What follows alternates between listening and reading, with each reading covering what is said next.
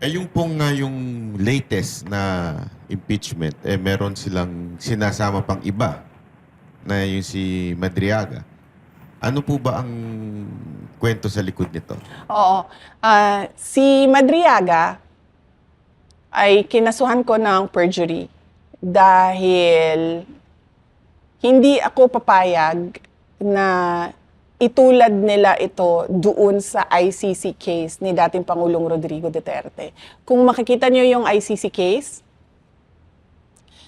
ang mga unang sinubmit doon ni Trillanes ay si Las Cañas at si Matubato. Kasi galing yun dito, di ba? Sa atin, sa Pilipinas. Meron silang hearing, pinabayaan sila ni PRD na magsalita, nagsalita sila, nagpa-interview sila, ganon. Pero hindi question yung credibility nila. Parang tinanggap na lang ng lahat na totoo yung sinasabi ng witnesses.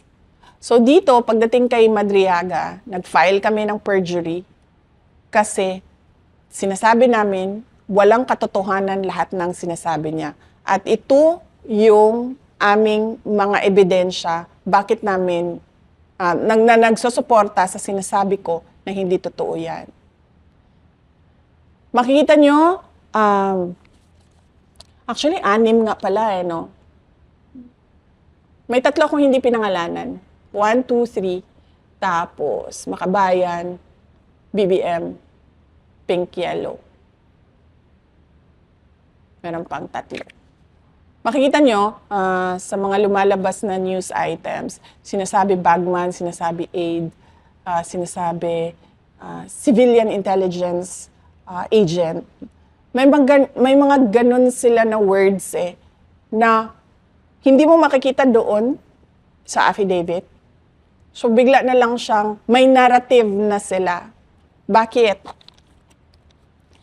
Kasi kung makikita ninyo yung Madriaga affidavit, lumabas yon pagkatapos na ma-dismiss ng Supreme Court ang impeachment.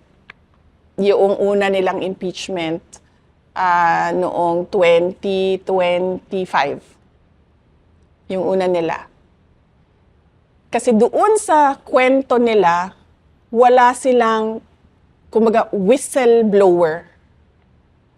Kasi lahat ng kanilang ebidensya, kinuha lang nila at sila lang yung nagsasabi, mali ito, mali ito. Sila lang yung nagsasabi. Wala ni isang tao silang hawak na nagsasabi, uy, kinuha yung pera, uy, hindi totoo yan. Wala silang ganon. So ang ginawa nila, dinagdagan nila ng isang Madriaga na hindi totoo ang sinabi at sinasabi nila, ito yung missing link ko, si Madriaga. So sa ibang araw, pwede natin pag-usapan pa isa-isa yung affidavit ko kay Madriaga na hindi ko kilala yung taong yan. Hindi ko man lang nakausap yan ng kahit ano. Tapos, VP, i-connect na natin. Oo I-connect na nga. natin. Diba? Itong Whistleblower. itong Madriaga, no? Oo. Reputation-wise or credibility-wise, meron ding isang grupo ngayon na nagsasalita patungkol sa corruption. And we are talking about 805 billion in total ng na-deliver daw nila sa mga congressmen at saka sa mga mangilan-ngilang senador. So, anong masasabi nyo doon na parang kayo, grabe yung paghahanap nila ng ebidensya, mantakin mo 3 taon, na halos inuurot-urot nila ito hanggang makarating dito sa impeachment. Samantalang ito, yung kung hindi kayo updated, VP may mga dating membro ng AFP na lumabas, nagdi-deliver daw sila ng mali-malitang pera at documented. May mga pictures sila, may mga proof sila. Pero bakit parang hindi ito binibigyan ng priority ng gobyerno ngayon?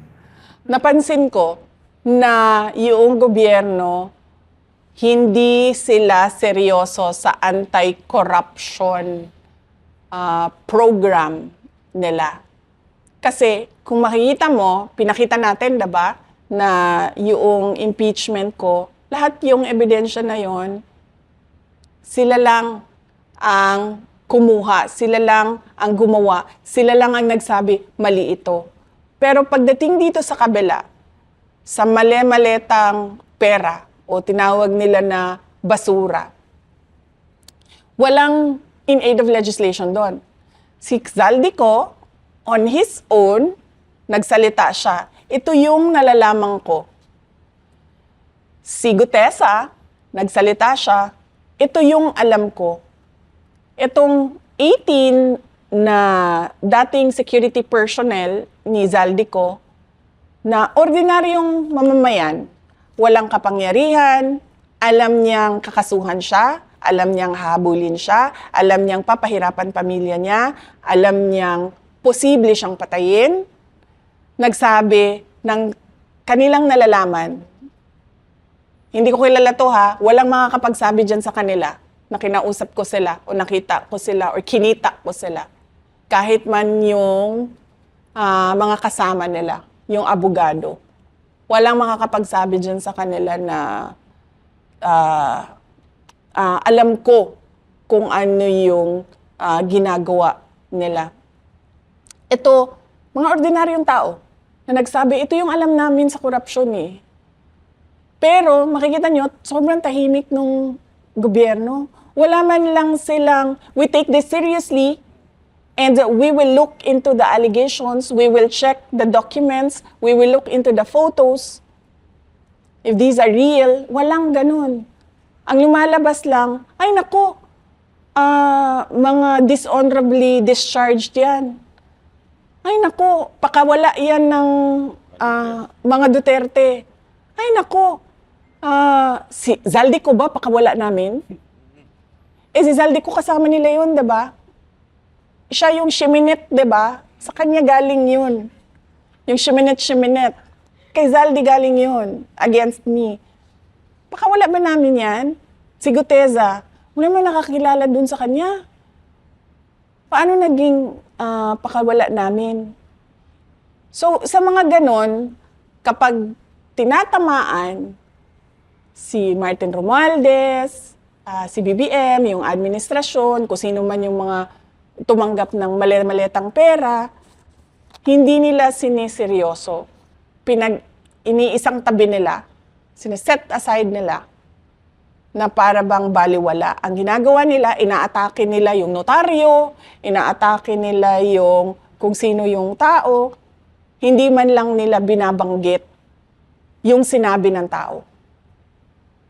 Meron ba itong katotohanan? Dahil 18 na ito, na ordinaryong mamamayan na nagsasabi, ginawa namin ito. Naghatid kami ng pera sa mga taong ito. Wala. Tahimik. So makikita mo, seryoso ba talaga ang gobyerno sa anti-corruption? Hindi. Wala. Wala silang pakialam. Kasi tatamaan sila eh doon sa mga katotohanan na sinasabi. Kasi paano mo ba masabi na merong ulterior motive yung mga nagsasalita? Ano bang, what will they gain if they speak about what they know? Diba? Wala naman eh. Hindi man yan tatakbo sa eleksyon, hindi yan mananalo. Hindi naman yan kunwari magsasalita kontra sa katiwalian sa administrasyon ay mabibigyan ng medal. Wala silang makukuha dyan sa ginawa nila. So doon pa lang eh, mag-iisip na sana yung gobyerno, di ba? Itong tao ito, walang motibo ito para magsalita ng kung ano yung nalalaman niya sa katiwalian. Pero nagsalita pa rin siya. So ibig sabihin, merong truth dyan. Pero para sa gobyerno, para sa administrasyon, paninira lang yan. Panglihis lang yan sa ICC investigation. Yun pa yung sinasabi nila. Pero ang alam mo, exciting yung sinabi ni VP yung next week daw, kay Madriaga naman ang pag-uusapan. So ibig sabihin, may next week. Yeah. ibalik ang tapang at malasakit. Binabalik na nga natin ba? Yan. Magiging regular program na yan. Palagay ko, napakaganda nito eh. Napakaganda nitong opportunity na to. Kasi marami rin talaga, VP, mga kababayan natin na gusto marinig yung mga sagot mo sa bawat batikos nila sa'yo. Kasi parang sinasabi nila, Banat Bay, masyadong mabait si VP eh. Kaya nga, noong kayo ay nag-file ng kaso kay Madriaga, people are expecting na hindi lang si Madriaga yung sasampahan nyo ng kaso eh. Na marami pang iba. Darating tayo doon. Depende na yan sa kahandaan ng abogado kasi sila yung mga naghahanda. In fact, yung kay Madriaga, matagal yan na trabaho nung Panelo Law Office para mabuo yung sagot, para detalyado at pulido at meron talagang ebidensya yung sinasabi naming perjury. Ngayong araw na ito, pinakita lang natin yung double standard ba?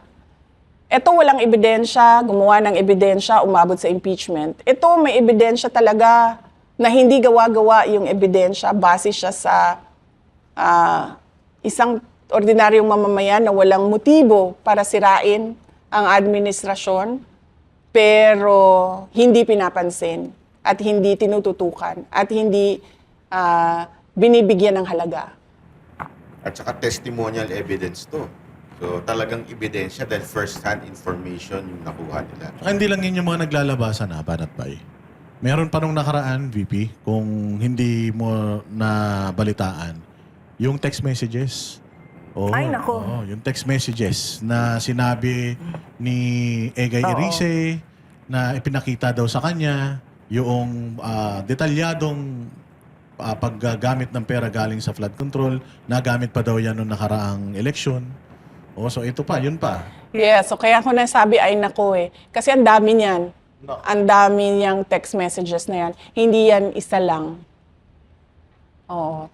Kaso, hindi nilalabas kasi pakiramdam ng mga tao na may alam doon sa text messages, ay hindi naman ito papansinin din ng administrasyon eh. Kasi itatago lang nila ito or ihaharas lang kami, ititreaten lang kami, kakasuhan lang kami, which is yun ang ginagawa ngayon sa 18 na mga dating security personnel ni Zaldico.